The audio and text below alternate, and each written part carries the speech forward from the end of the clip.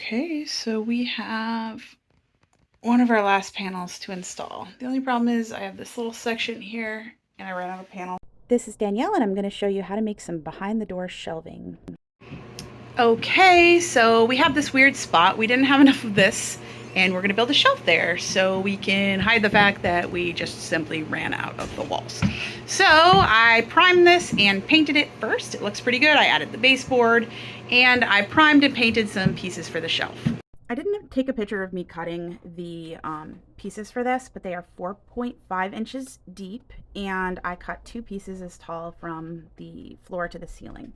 I also cut a bunch of shelf pieces, and I primed them separately. Then I attached the 2 long pieces to the walls.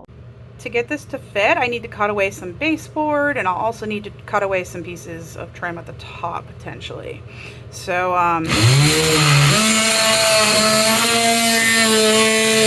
So the left piece attaches with nails and wood glue to the molding, and the right side gets screwed into the wall.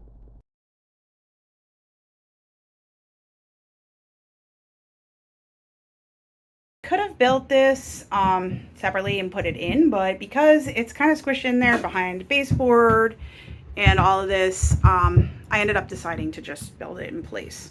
In order to build it in place, however, you need to have pocket holes because that's the only way to attach it, because otherwise you need to attach it from the outsides of the 2 long boards. So I added pocket holes to all of my shelves. So we put the 2 side pieces in place and then we attached those to the wall, and I ended up using my �광𝐤𝐤𝐿 pocket hole system kit to make pocket holes on all of these. I started installing them and then I handed it over to my husband because we were trading off for kid duty for bedtime. So you can see these were all installed with pocket holes. You can cover those pocket hole marks up or you cannot. In this case, I'm not going to bother. This is a shelf that's hidden behind the wall. I don't really care. So all I have left, so I guess I should mention, if you are thinking about what you want to do for shelf heights, the top ones are all about 6 inches between the shelves, and this bottom one is a little bit taller, so I can put a garbage can or my plunger there. I kind of just measured it out by putting things on the shelves. And I have a few taller shelves at the bottom for larger items.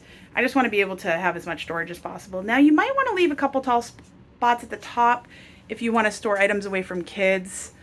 Just a thought. But anyways, now all I have to do is paint this, seeing it's been primed already. Might need to tape off a little, but where everything's white, it won't be too big a deal for me to paint right on here. So once it's painted, I can start using it. I'm pretty excited.